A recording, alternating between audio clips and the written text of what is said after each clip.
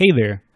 So thanks for watching my YouTube video, and thanks for coming to the bonus video, which is a video on how to integrate SQLAlchemy into a Celery app. So the reason why you will want to integrate SQLAlchemy in a Celery Flask app is because database transactions can take a long time depending on what you're doing.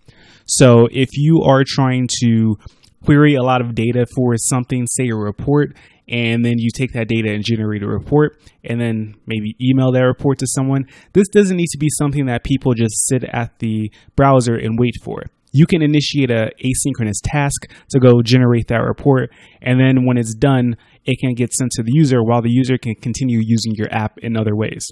And another example would be if a user is uploading a lot of data, like they're importing something, you don't necessarily need to sit there and make them wait for the uploads to complete because there's just so much data. So you would call an asynchronous process to take this data, insert it into the database while they continue doing whatever they want to do. And then when the data is done, you can alert them if you choose to do so. So in this video, I'll have another contrived example, but it's going to use SQLAlchemy, so it will be a little more clear what benefits you get from doing this. So the first thing you need to do is import SQLAlchemy. So from flask-sqlalchemy, import SQL, and then alchemy. All right. And then I need to add a little bit of configuration. So in addition to the Celery configuration, I will add SQLAlchemy database URI. And of course, this is the location and username and password of my database, which I'll just add here. Of course, if you were doing this in a real app, you wouldn't want to have the username and passwords just out in the open like this in your code. It would be from a configuration file. But since this is just an example and I'm not focusing on that in this video, I'm just leaving them right there. And by the way, if you try to go to those URLs or the URI for my database, you won't be able to, because by the time this video comes out, I'll have deleted the database and the users for this particular example. So now that I have the configuration set up, what I'm going to do is create a very simple model. And to do that, first I have to instantiate SQLAlchemy. So SQLAlchemy and pass in the app, just like I used make Celery above. And then the model that I'm going to create will be very simple. I'll call this results. I already have a table in my database set up for results, so I don't have to create all. But if you do have to create all, then just run that first before you run the code, and then you'll be able to use SQLAlchemy to actually insert into it. And of course, create all is something that comes with SQLAlchemy. So I'll create two columns. I'll create an ID column, which is going to be the primary key. So DB integer, and then primary key is true. Primary key true, and then I'll just have a data column. And with this data column, I'll make it a string, and let's just say 50 characters long. So nothing special about the data column. So now what I want to do is I want to actually create some kind of function to insert data into the database. So first I'm going to create a regular function, and we'll see how long it takes to run.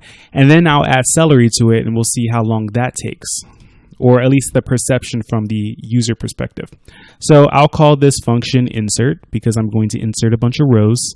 And what I'll do is I'll insert some random data. So I'll import random. So what's the name of the thing I want? I want from random import choice. That's what it is.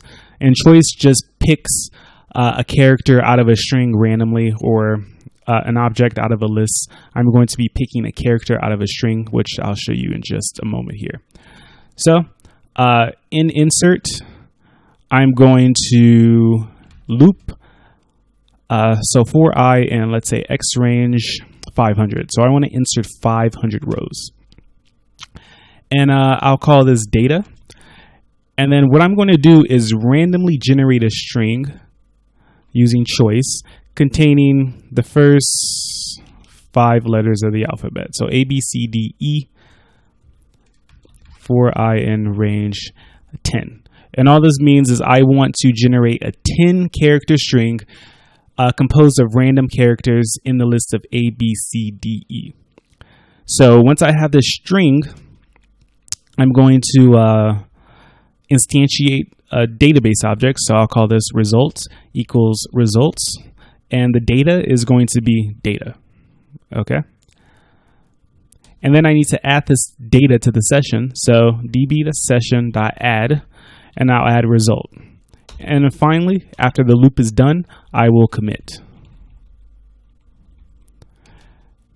And nothing will get returned. Well, I'll return a done. How about that?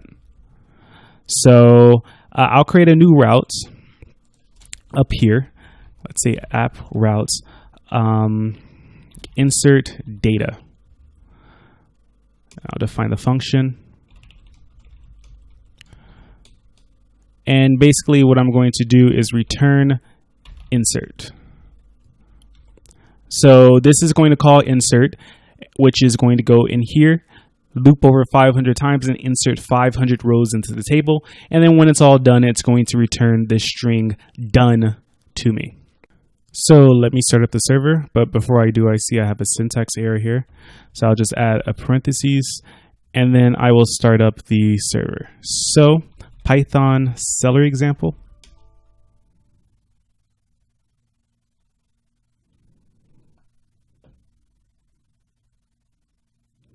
And my computer is really slow. It was taking a while to connect to my database, which is kind of expected. It's not the fastest host that I have. All right, so I'm connected to the database because I don't have any errors. So I'll go to this insert data. So insert data, and I'll just let it run. So it's running, it's running, it's running. Let's see if I got the request here. No, it's going to show up when the response is ready.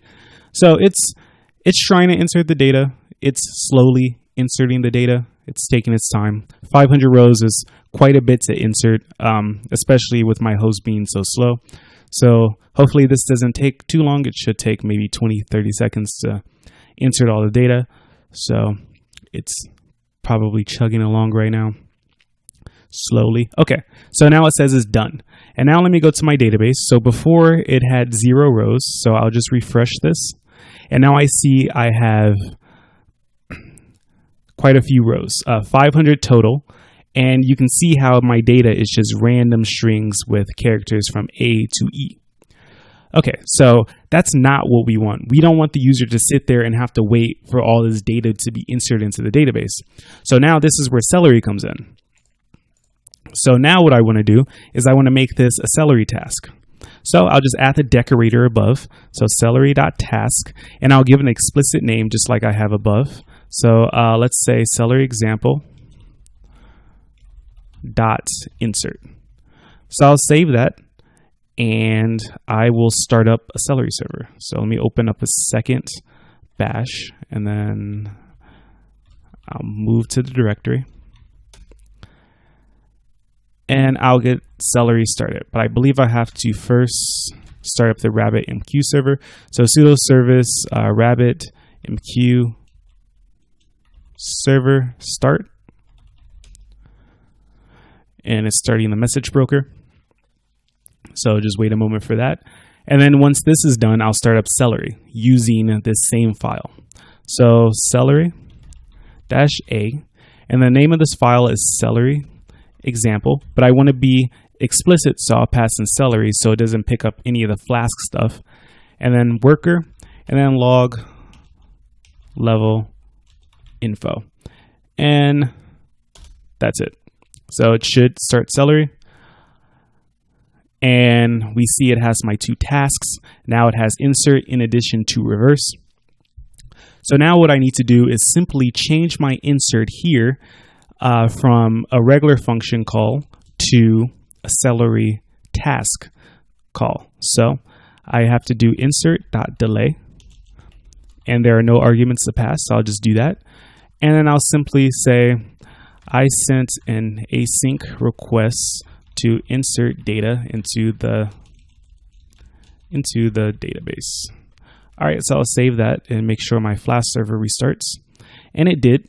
So now when I go to this route insert data, it should return much faster than before. It took about 30 seconds to do it the first time. Hopefully it doesn't take nearly as long this time.